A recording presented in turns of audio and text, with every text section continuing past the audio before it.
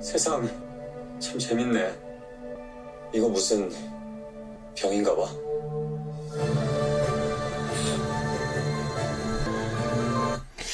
이거 봐도 명장면인 것 같아요. 여러분 요즘 많이 보고 계시죠? 아라문의 검. 이준기 씨가 저 대사를 탁 읊잖아요. 세상 참 재밌네. 이거 무슨 병인가 봐. 약간 밈이 될 조짐이 보이는 대사인 것 같은데 이준기 씨가 해서 더더욱 몰입이 탁 되는 어떤 대사였던 것 같습니다. 오늘은 네모난 피플 시간입니다. 오늘은 그 이준기 씨에 대해서 다룰 텐데 이준기 씨의 그 이야기를 어떻게 풀어볼까 제가 고민하다가 과거에 해왔던 왕의 남자 시절부터 지금 현재까지 여러 작품을 하셨잖아요. 22년 차 배우거든요. 그러니까 상당히 많은 작품을 했다고 볼 수 있는데 그 작품에 대해서 제가 리뷰를 쓰면서 공통되게 쓰는 표현을 제가 발견했어요. 그게 뭐냐 하면 연기 변신의 귀재라는 거죠. 사실 뭐 연기자들한테 연기 변신이라는 건 뭐 당연한 걸 수 있지만 이준기 씨의 경우는 좀 특이합니다. 그게 뭐냐 하면 한 작품 안에서도 1인 2역에 가까운 역할들을 상당히 많이 해왔다는 거죠. 제작자분들이 아마 사실 쉬운 역할은 아니잖아요. 1인 2역이라는 게. 그런 역할이 들어왔을 때 이준기 씨를 자연스럽게 많이 떠올렸던 거 아닌가 하는 생각을 하게 만들 정도로 많은 작품들이 1인 2역 역할이 상당히 많았다는 거죠.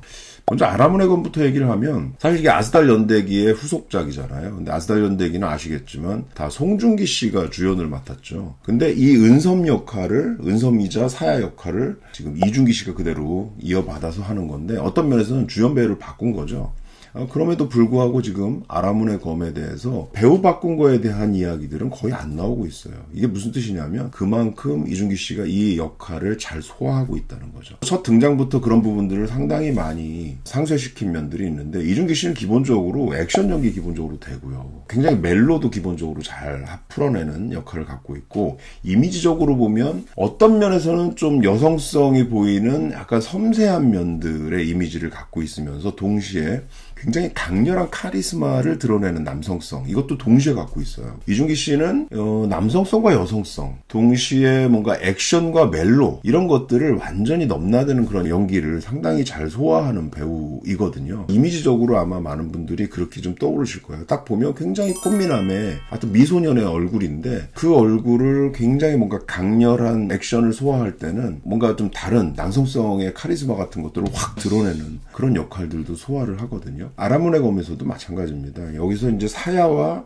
은섬은 약간 캐릭터가 다를 수밖에 없거든요.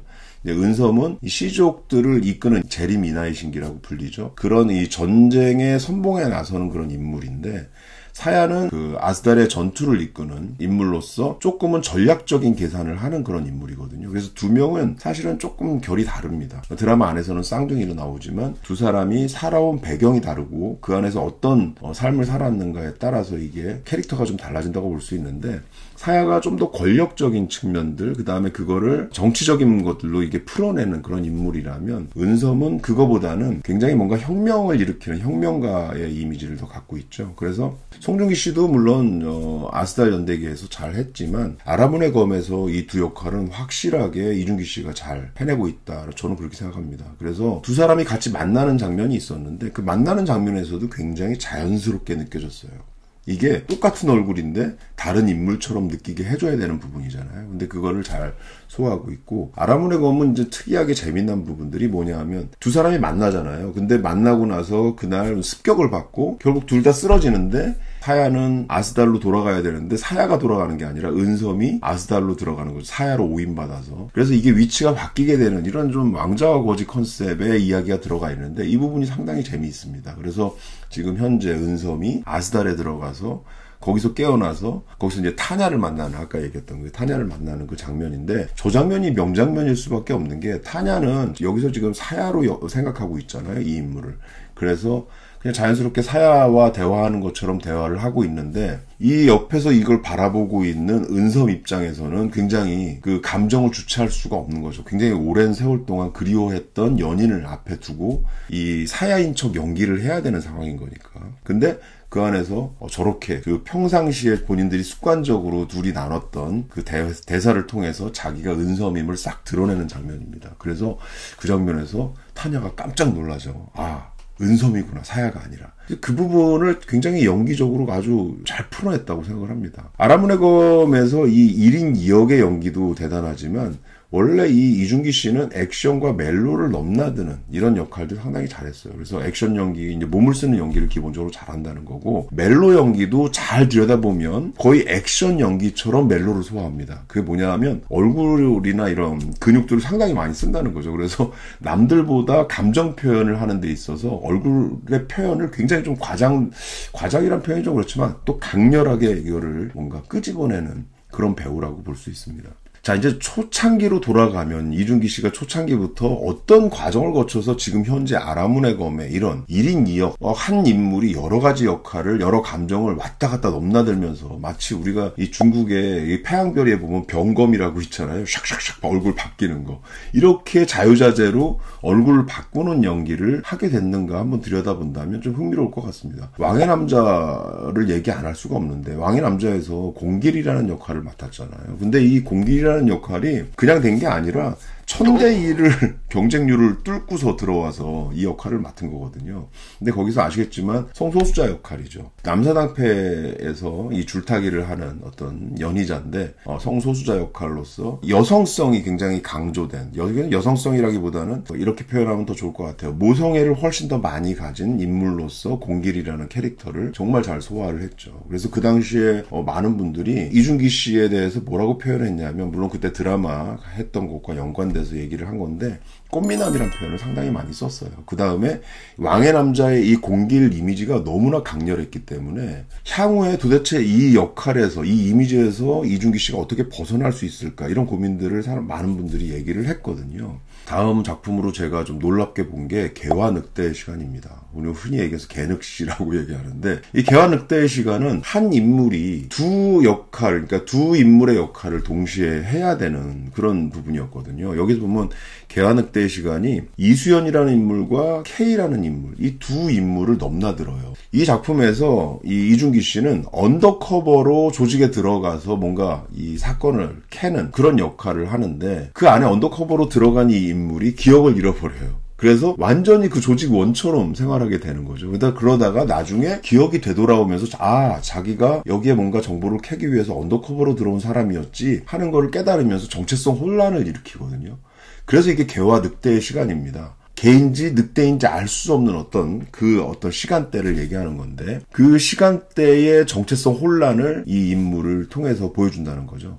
이준기 씨도 아마 이 작품을 하면서 이전에 왕의 남자에서 꽃미남 이미지로만 쌓여있던 그 이미지에서 탈피해서 굉장히 뭔가 남성성이 강조된 이준기 씨의 새로운 면들, 카리스마를 드러내고 또 액션 연기를 보여줄 수 있는 그런 면들을 상당히 많이 부각시켰다고 볼 수 있습니다. 그리고 나서 그 다음 작품으로 또 일지매라는 작품을 했는데, 일지매는 사극이죠. 근데 사극에서도 똑같이 개와 늑대의 시간하고 비슷한, 이것도 공교롭게도 그렇게 됐어요. 그래서 일지매도 겸이와 용이, 이 한 인물이지만 겸이로도 불리고 용이로도 불리는 이 두 인물을 동시에 이 소화하는 이준기 씨의 모습을 볼 수가 있습니다. 아버지가 살해당하는 장면을 목격하고서 기억을 잃어버리는 거죠. 그래서 이 기억을 되찾아가는 얘기거든요. 근데 기억을 되찾아가면서 점점점 캐릭터도 바뀝니다.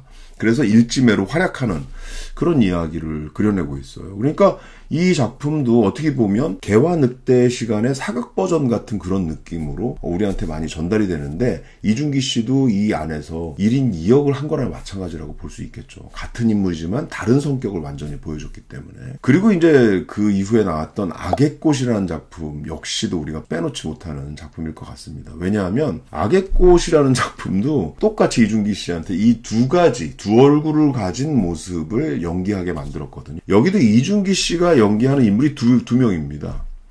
본래는 도연수예요, 도연수. 그런데 이 도연수가 과거를 숨기고 살고 있는 거죠.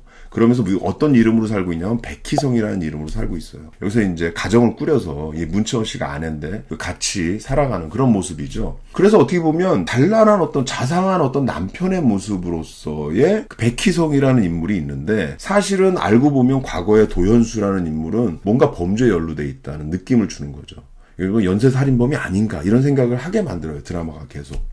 물론 마지막에 다 보신 분들은 알겠지만 실제 연쇄살인범은 아니죠. 뭔가 누명을 쓰고 있고 아니면 오해돼서 이 피신을 하고 그 과거를 숨기려는 과정에서 이런 일들이 벌어지는데, 그 숨기는 과정이 굉장히 이 인물의 양면을 확 드러내는 거죠. 그래서 누군가 과거의 정체를 알고 있는 친구가 나타나니까 갑자기 막 지하에다가 뭐 가둬버리고 감금시켜버리고 이런 장면이 나오니까 실제로 이 인물은 뭐 연쇄살인범 아니야? 이런 생각이 들게 만드는 거죠. 그러다가도 아내가 딱 퇴근해서 오면 아내 앞에서는 굉장히 자상한 얼굴로 다시 돌아와요. 그러니까 이 이준기 씨가 이 역할에서도 악의 꽃이라는 작품에서도 이 양면, 연쇄살인범과 자상한 남편이라는 이 양면을 소화해야 하는 역할을 맡은 거죠. 그 부분을 기가 막히게 연기를 했기 때문에 이 작품이 굉장히 범죄 스릴러와 멜로, 이 양면을 엮기가 굉장히 어려운 장르거든요, 이게. 왜냐하면 멜로의 달달함, 이런 부분들을 사정없이 깨는 게 스릴러의 어떤 살벌함이거든요. 근데 그 양쪽을 넘나드는 역할을 잘 소화함으로 해서 작품을 아주 성공적으로 만들었다는 거죠. 이게 이준기 씨가 갖고 있는 굉장히 좀 큰 장점이라고 생각합니다. 근데 사실 이준기 씨의 이런 장점은 다시 초창기로 돌아가면 왕의 남자 시절부터 계속 있어 왔다고 볼 수 있습니다. 왕의 남자 시절에 이준기 씨를 캐스팅한 분들이 계시잖아요. 그 당시에 1000대1로다가 뽑혔다고 했는데 그 뽑은 이유 중에 하나가 뭐냐 하면 이런 거죠. 이준기 씨는 순정만화에서 바로 튀어나온 것처럼 뭔가 중성적인 어떤 매력을 갖고 있다라고 표현을 했거든요. 중성적인 매력이라는 데 방점이 딱 찍힙니다. 그게 뭐냐면 여성적인라는 뜻이 아니라 여성적인 면들, 아주 부드러운 면들도 갖고 있지 동시에 얼굴을 싹 바꿨을 때 굉장히 날카로운 면들, 이런 것들을 막 끄집어낼 수 있는 배우라는 거죠. 이런 일련의 과정들을 여러분들이 좀 이해를 하시면 아라문의 검에서 이준기 씨가 지금 연기하는 면들, 어떻게 이렇게 자유롭게 자유자재로 은섬과 사야를 넘나들고 또 타냐 앞에서는 멜로 역할을 하지만 또 이나이 신기로서는 액션 역할, 강렬한 카리스마를 갖고 끌고 나가는 역할을 자유자재로 풀어나갈 수 있는가 하는 부분들을 여러분들이 좀 더 쉽게 이해할 수 있지 않을까 생각합니다. 이준기 씨에 대한 이야기로 네모난 피플 여러분들한테 소개시켜드렸습니다. 아라문의 검 재밌게 보시고 이준기 씨의 연기도 좀 주목해서 보신다면 훨씬 더 재밌게 볼 수 있는 작품이라고 생각합니다. 자, 오늘 여기서 마치겠습니다. 감사합니다.